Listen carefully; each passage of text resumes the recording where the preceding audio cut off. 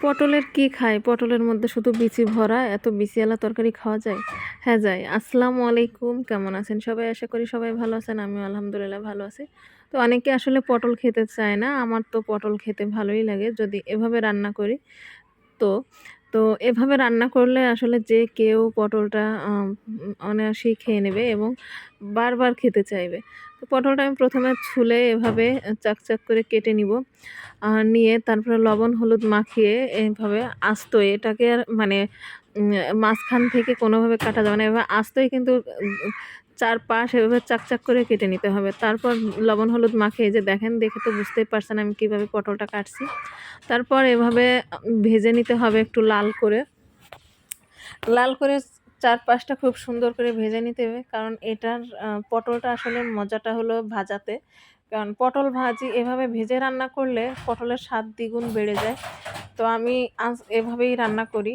আর যখন আমার আসলে পটলটা একদম খেতে মন চায় না, তখন আমি এভাবেই রান্না করে খাই। আর সাথে যদি থাকে নারকেলের দুধ তাহলে আরও ভালো হয়। কিন্তু আজকে আমার আসলে নারকেলের দুধ নেই, তাই আমি সাধারণভাবেই রান্না করলাম। তো আমি এই পটলগুলো সব ভেজে উঠায় নিব।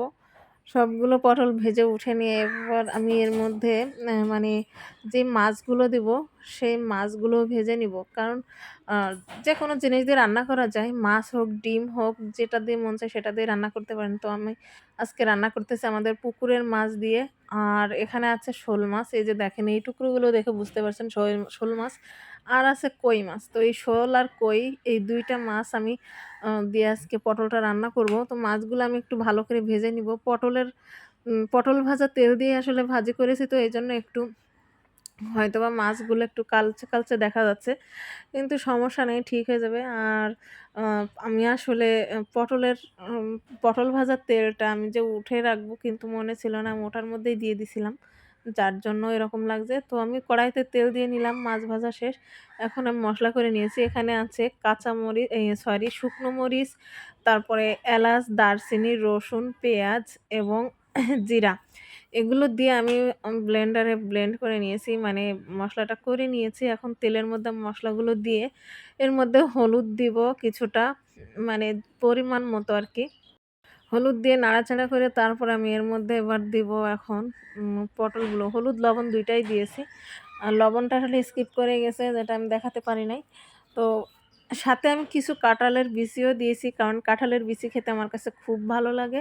আমার খুব প্রিয়। তো কাঁঠালের বিচিগুলো যে খাবেন, যারা খান, খেতে ভালোবাসেন তারা দিতে পারেন। আর যারা খান না, পছন্দ করেন না, তারা এভয়েড করতে পারেন।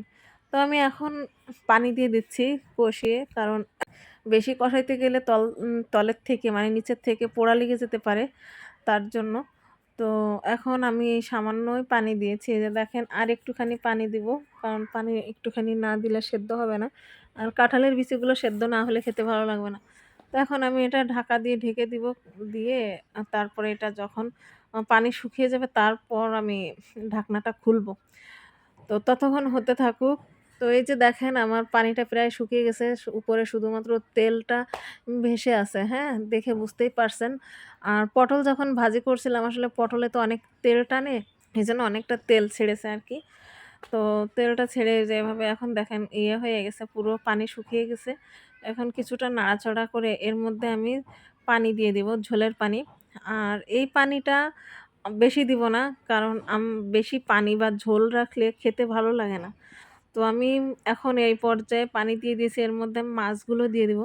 আর আজকে হয়তোবা তরকারির কালারটা একটু হতে পারে, কারণ যেহেতু মাছগুলো আমি পটলের ভাজা তেলের মধ্যেই মাছটা ভেজে নিয়েছি, তো সেই ক্ষেত্রে একটু কালচে দেখাতে পারে। তো এটা আপনারা এভয়েড করবেন, কেমন? এই মুহূর্তে বাইরে বৃষ্টি হচ্ছে, আর বৃষ্টির ওয়েদার সবারই ভালো লাগে। আমার তো খুবই ভালো লাগে। আর বৃষ্টির মধ্যে এরকম হলে তো মন্দ। আর আমার রান্না করা শেষ। এই যে দেখেন, আমি পুরোটা আপনাদের দেখাতে পারিনি। তো এখন আমি এটা খাবো। আর এইটা খেতে অনেক মজা লাগে। আপনারা চাইলে বাসায় করে খেতে পারেন। আর যদি ভিডিওটা ভালো লাগে তাহলে একটা কমেন্ট করবেন, লাইক দিবেন। Thank you.